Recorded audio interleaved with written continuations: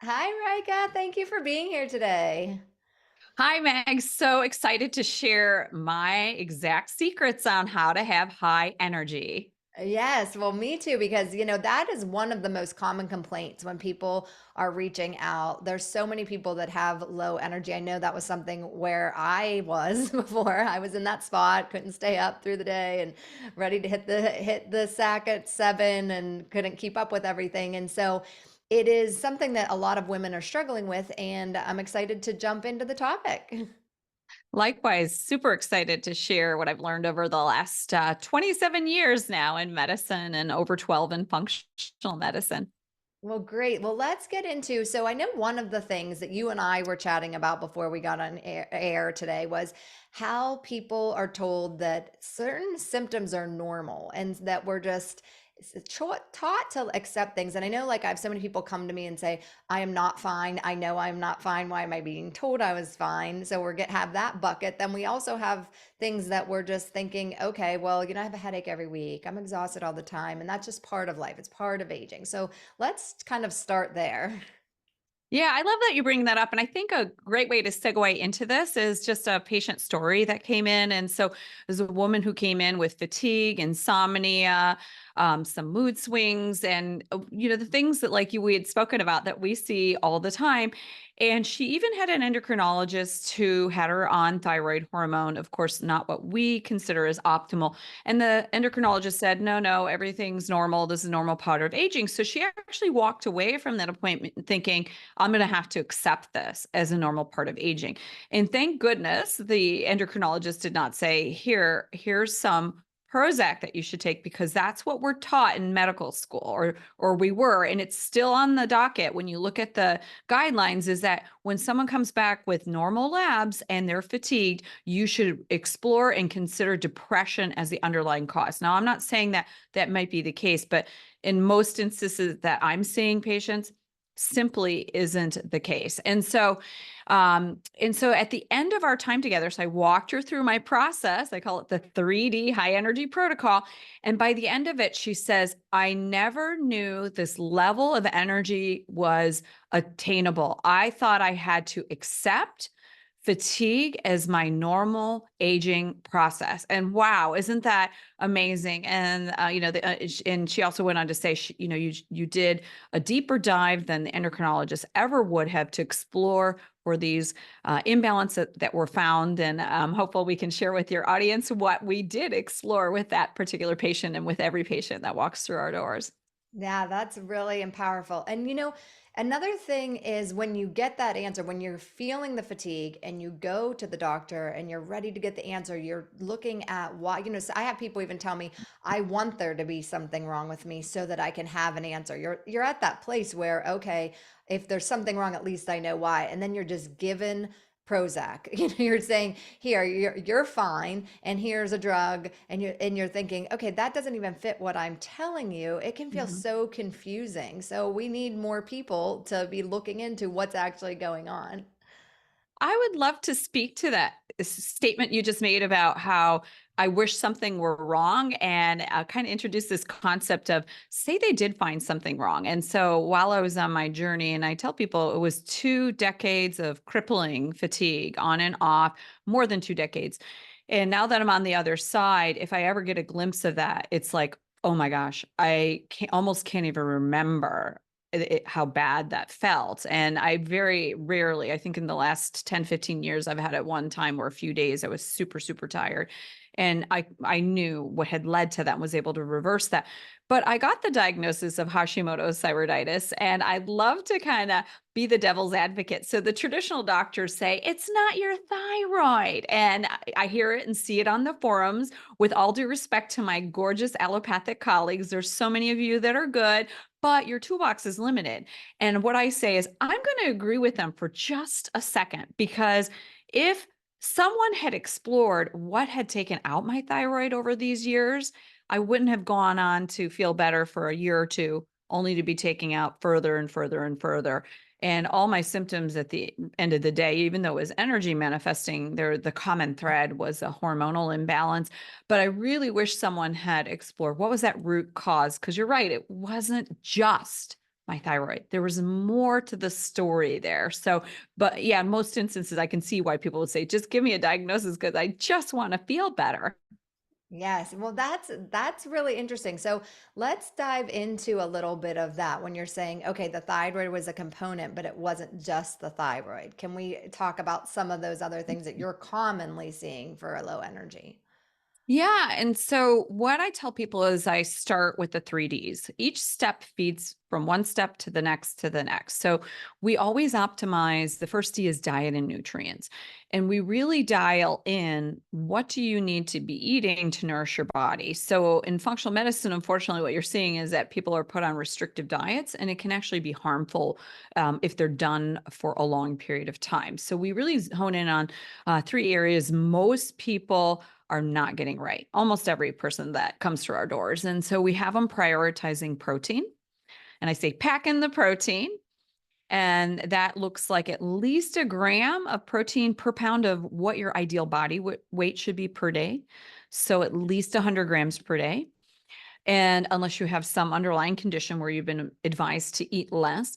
Two is fill up with fiber. And by that, I mean, eat those 10 servings of vegetables. And I have two versions. So we run people through my 3D process. I also have a standalone weight loss program. And most people say, boy, I'm eating so much. And if you eat enough and you're fueling the body, you're not going to seek other foods. And the last piece is really, so it's pack in the protein, fuel with fiber, and a fat first. And so you really fat and protein really first, but you need that balanced plate is what I'm saying. So you need a little bit of protein, a little bit of carbs, a little bit of fats. And how you determine what's right for you is really based on having someone look at your profile. First, your metabolic labs, that's your blood sugar and insulin and things like that. And then when you're adding foods back in to see how you respond. So one of the things I do is I'll look at people's genetics as to how they break down food. So there are genes that govern how you break down proteins and fats and even carbs. Particularly, you want to pay focus to fats and carbs. Most people by now, if they're struggling with weight, have figured out they don't break down carbs as quickly. And that gene, ironically, is called Amy1. I'm like, that darn friend, Amy. That's a good way to remember it. And Yeah. kind of a little fun thing. So we start there. And when I'm looking at labs, I'm looking at so many comprehensive labs to look at what are the patterns, where are the imbalance, where are the metabolic imbalances, that's your blood sugar and insulin and your cholesterol. What are the hormonal imbalances? So all your sex hormones and cortisol and thyroid. What are your nutrient imbalances? Where are your deficiencies? We do a whole vitamin and mineral panel. We have several ways we can test. Sometimes I'll get real fancy and we look at vitamins and minerals, which is a 3-month average. So it looks at what is the status in the white blood cell. The white blood cell lives for an average of 3 months, very accurate. So it's not what you were doing the last week or even the day before. It's a real nice way to say if someone's deplete. And then we'll look at, what are the inflammatory triggers? And so when we're doing the history, we explore 8 of those triggers and say, okay, these are your top 4, and that's where you go. But always diet and nutrients. And then we segue into the next step. I'd love to know if you have any thoughts on what I've just said about the diet and nutrients. Yes, yeah. Well, I love all of that. So let's get in a little bit more to the genetics because I bet people are sitting here wondering, do I have any of these genes? How do I know? What are these? And that's something that I know a lot of people aren't really mentioning when it comes to some of this. Yeah. And so when it comes to fatigue, I look at, we walk people through the 3-step process. So diet fuels our microbiome. So the second D is digestion. And if you've optimized diet and vitamins and minerals or nutrients in your digestion, and you're hydrating and moving, then you should detoxify normally. And that was my issue. It's an issue with a lot of people we see is they don't clear the everyday toxins that they're exposed to. And so we have, the 3D protocol, I always say is let's lay the foundation because nothing is going to work as well. That thyroid medicine, the hormones that doctor puts you on that you really could benefit from, but won't as much if you don't have that foundation. And the second tier is leveraging the genetics. And more often than not, if someone has symptoms in their 20s, like you really should not feel poorly in your 20s. The earlier you have symptoms, you can say, that's a clue to maybe they don't detoxify well. And so I do utilize that for anyone. I have some high performers and they want to leverage their genetics. So their performance is on cue. And then the other vein is people who have been sick either at a younger age or for a longer period of time. And it really lets me pinpoint. And it was the whole problem. It was the whole reason what almost took me out is that there is a gene that governs how we make and recycle something called glutathione. And for the listeners who haven't heard or may have, is glutathione is even better than vitamin C because it's an antioxidant. So it's going to reduce a process called oxidative stress, which I'll explain very simply in a moment. But it can be recycled. So it can give and give and give all over again. But there's so many steps to this process that if it's not recycled, you can feel pretty fatigued. And if you're not aware of it, um, it can just continue to be that unpleasant gene aspect that keeps giving. But oxidative stress, think about when we cut an apple open, it turns brown, right? So it's breaking down when exposed to oxygen. It's the same thing. Our body, if we're exposed to toxins, if we're not clearing them fast enough, it can become a burden on the body and you can get breakdown of tissue. So think memory loss. So another not normal symptom is you shouldn't walk into a room and not remember why you're there. If that's happening now and you're in your 20s and 30s and 40s, then you need to have if that evaluated because it's reversible now. And at some point it may not be. But yeah, so I'll share with you what I found is so there are many glutathione genes, but of three key ones, this particular gene has you can have 0 copies, 1 or 2. Most genes you have 2 copies, so one from mom and one from dad. Your genes are not your destiny, but if you're sick, you want to pay attention. You always combine what are your symptoms, what are the labs, and what are the genes? Always all three, never just looking at the genes. And it was very telling. So for 2 of the 3 genes, I had 0 copies. So I really didn't make my own glutathione as well as I should have. And in the third remaining gene, had a mutation. Now there's other ones that are involved, of course. And one of the tip-offs when I was younger is I had acid reflux, pretty quickly. And my hair grayed early. And when you are exposed to these free radicals, we call that oxidative stress, they will break down. One of the ways they break down is the hydrogen peroxide. And guess what? Glutathione clears that. And what do women go to the hairdresser who want highlights? What do they put on your head? Hydrogen peroxide. So it strips that color out and it should have been that tip off. So it was me, it was my mom. And, she ended up developing, her degenerative processes were her bones, so joints and osteoporosis and were really the 2 big ones that, really have led to her not aging well. And we can't go back and reverse it, but I'm certainly on a mission to prevent that. And anyone listening or anyone that can share this with a loved one, I always say, share what you hear because it's astounding what the power of community can do.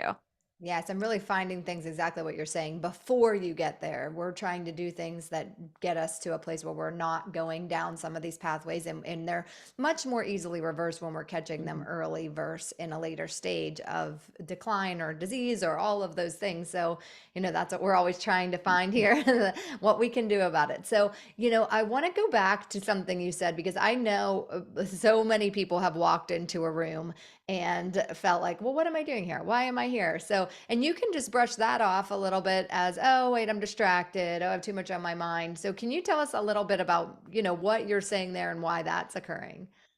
Yeah, so there are 3 common symptoms when it comes to the fancy term is mitochondrial dysfunction.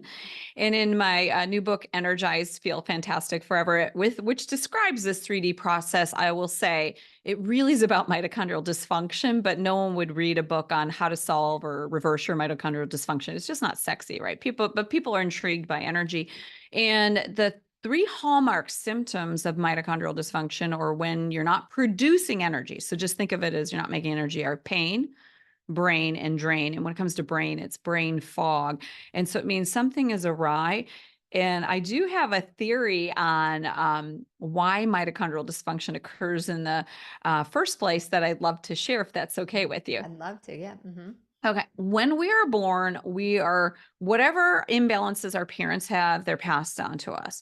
Most adults that I've been tracking in the last decade, I used to see 3 to 5 vitamin and mineral true deficiencies. Now it's 5 to 7. So it's only worsened. And the younger the patient, so when you're in your 20s, I see more, like 10, sometimes 15. And when they're under 20, sometimes more than that. And so it's no wonder people aren't feeling well, because you're not making the things your body needs to make you feel robust. So your brain chemicals that make you happy and calm and even focused or motivated. And so you're born with these deficiencies. And then as life goes on, you're exposed. The next thing that happens as you approach 40, you're going to make your mitochondria less well. So you're going to make less mitochondria. So you don't have the right ingredients to make energy. Then you take away the energy making factories, you decrease that. And then toxins come in, and it's not 1 year of exposure, it's cumulative. It can be car exhaust fumes. So much of our water is contaminated by several things. One is breakdown product of gasoline, I found. And when I measure, so I do environmental toxin testing. The other interesting thing was atrazine. Atrazine is contaminated water. It's a pesticide. It's actually in the studies was found to completely feminize frogs, male frogs. So if that isn't something that you can look it up on PubMed, atrazine and feminization of frogs. It's right there. And so they're exposed to toxins, and it's not one exposure, it's over time. Toxins are really damaging to our mitochondria, because the mitochondrial DNA, and not to get so scientific, is not protected in a coating called a histone. So it's the first thing that goes out. I don't know why we evolved that way as humans, but it is what it is. So then you add in a little stress. Okay, so who isn't stressed? So stress does this, right? We have to learn how to regulate it. Stress also depletes your B vitamins and magnesium. The B vitamins being crucial to being able to help detoxify. So it's this vicious cycle. Low vitamins and minerals, exposure to toxins, decreasing energy factories, which are your mitochondria, toxins that injure the mitochondria, and stressors that deplete the nutrients. So just as it keeps going, and if you cut that cycle off and reverse it, you're great. But if it continues, then you're looking at getting into the stages of early dementia. You don't want that. And I did have a client call up and wanted to work with us. She was 40 and she had 3 or 4 degenerative conditions she should not have at 40: cataracts, osteoporosis, brain fog, fatigue. So that's 4 actually. And so she shouldn't have any of these going on. And I'm like, you need to take action now, because a year from now, I don't know. And I always say, I'd like to say there's typically, you never want to say there's no hope, but at some point it's going to get harder and harder. So if you have symptoms, pay attention, seek out help, seek out answers. Why is this happening?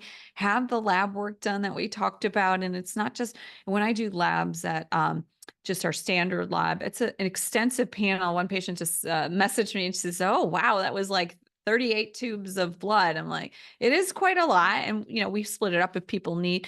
And then, but we do the deeper dive. What's going on in the microbiome? What toxins is someone exposed to, from environmental to mold to heavy metals? And it really just depends on where they are, and genetics if needed. So. That's great. Yes. So you're looking at so when someone's thinking, okay, this sounds like me, I want to get started. You're saying the diet's the first part, the nutrients in the diet, and then you move into digestion. That's your next step.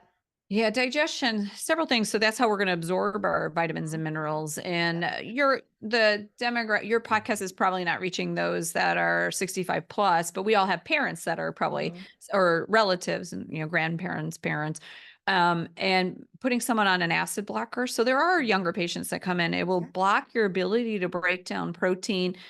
Protein breaks down in amino acids, and that helps you detoxify. And it also, when you shut down acid, then you can't absorb those vitamins and minerals. So you want to look, and I would say the best way to say, are you digesting properly, is, what do your bowel movements look like? And I laugh. I always say talking about poop is sexy in my world, Yeah. because if you're pooping at least once a day, preferably twice, and it's one long snake, you're good.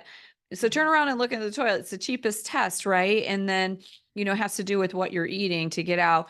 But if you have symptoms, there is a place, and I really do like looking at stool testing to see what does a microbiome look like? Where are the imbalancing? Is there inflammation? What is someone's immune response in the gut? Are there bacteria that are making enzymes that don't allow you to clear estrogen? And as we know in women, a lot of our problems are too much estrogen in proportion to progesterone. And so we look at all those things and then you can target it because there are bacteria in our body can act.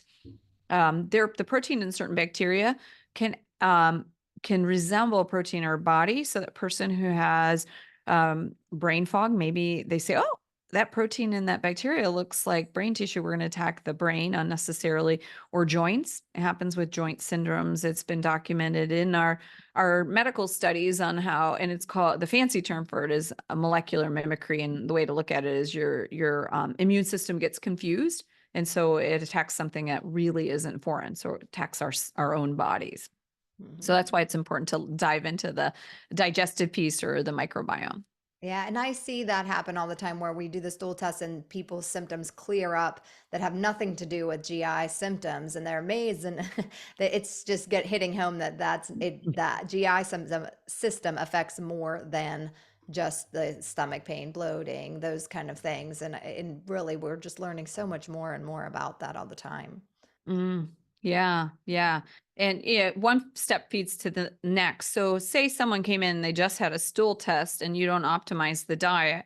Hmm. Well, the diet is so impactful on all the bacteria in our large intestine, the microbiome, that you can reverse anything we did. If I have a whole gut healing protocol, as do many practitioners. And if you go back to eating foods that are inflammatory or processed, then you're going to undo that. And it's as quick as in 3 to 7 days. Hmm. Yeah, so it's pretty fast. So that's why you want to fix one step, move to the next. You can Yeah. do them simultaneously, but you definitely want to not spend 6 to 8 weeks healing the gut, and then all of a sudden you're dumping in processed French fries or whatever have you, and Yes. Going things that are harmful. backwards. Yes. Yeah. And then tell me the next phase again, the after we digestion. Yeah, and then we segue into detox. If Oh yeah, someone, detox. Okay. yeah, Mhm. detox. So that's a third D. And I say the 3 Ds lead to hormone balance.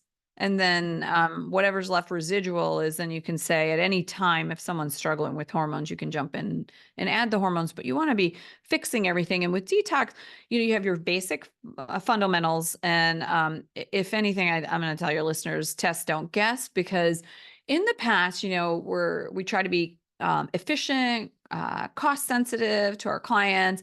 And I wasn't routinely testing. And on a whim, I had someone that I recovered in her 50s. And it was the same. Her manifestation was a thyroid disorder. She had to retire from her job about 13 years early. So it was a loss to the company. It was a loss to her, right? Like she didn't plan on retiring, but if she hadn't have her symptoms and all the imbalances would have taken her out. She was really, really in bad shape. So recovered her. And so she was in what we call our continuity or maintenance phase. And she would come in for labs. And she said, hey, I heard this podcast and I really want to get this environmental toxin test. And I said, great, let's do it. I said, I suspect it'll be normal. And it came back and it was shocking. So she wasn't filtering her water well enough. And because she was eating all organic, it was a little stunning. Why are you getting pesticides to pick up? So sometimes it's needing to clear them out of the body, but it was likely her water. So a lot of our water is contaminated. So she had high gasoline byproducts. She had high pesticides, but only of a certain variety. And so she changed her water filter. We prescribed a protocol to lower that level. And then we talked about how, avoidance. And I always say, test, don't guess when it comes to Mhm. toxins, and then do an inventory of everything that goes in your mouth, everything that goes on your skin, everything that you utilize in your home. Recently, I found a few people with a chemical in their body that comes from dishwashing liquid and laundry detergent. So there are a variety of sources for clean cosmetics and personal care products. I do like Environmental Working Group, ewg.org. And I'm sure you've probably referenced this Mhm. before, is that it's just you want to do the inventory and then weed out the stuff it can be problematic. Yeah, that's great. Thank you so much. And if someone's looking to get like if they're looking to get a start and they want to go to their doctor and run a few labs, they're having this low energy, are there any things that standard that you would say, okay, these are must runs or this is where you should start? Yeah, so I look at a more full, complete thyroid panel. I look at a full nutrient panel. There's an inverse marker for how well you're methylating. That's a whole genetic thing that would be a whole nother Yeah, episode. so I look we'll at have to do another one of that. yeah, I Yeah. know. I look at homocysteine, Hmm. with the environmental tox testing, and there are two tests that you can run: oxidative LDL or ox LDL, and it looks at damage to your cholesterol. And it's not always going to be elevated if you've got a high toxic burden, but if it is, so I had a young woman in her 30s come in. She had the misfortune of having a genetic predisposition to breast cancer on a whim. She was seen at a major medical institution for a different problem. They said, "Hey, while you're here, you should actually be screened for breast cancer because of your genetic history." And she indeed had breast cancer. Thank goodness it was caught early enough. But her oxidative LDL, I think normal's up to 130. She was 765. So she's not clearing her toxins. And she is someone that we are going to look at her genetics just because we need to make sure she can clear her own naturally produced hormones. They didn't advise her to be on any estrogen blockers. So, but I'm going to ensure she clears it. And that was shocking because she actually Hmm. feels relatively well. So Wow. you Hmm. can feel well. And I'll look at another marker. There's two markers I look for mitochondrial function. One is adiponectin that can be drawn at any local lab, and under 10 suggests there's mitochondrial dysfunction. In my environmental toxin test, they'll run something called a tiglioglycine, and that is a measure of if there's been damage to the mitochondria. And there, you'd support it with nutrients, and then you would also reduce the exposure. And then there's a protocol we use to bind up anything that's in excess. Well, great. Well, thank you so much. All of this information has been so helpful. Can you tell our audience where they can find more information about you? Yes, so everything can be found on my website, drreika.com, all the links to my social and YouTube, et cetera. But that's a great starting point. We have a plethora of information. On there are a couple different quizzes. So there's a hormone assessment, there's an energy quiz, and yeah, that's a great starting point. Great. Well, thank you so much for being with us today. Thank you for having me, Meg. Absolutely. Have a great day, everyone.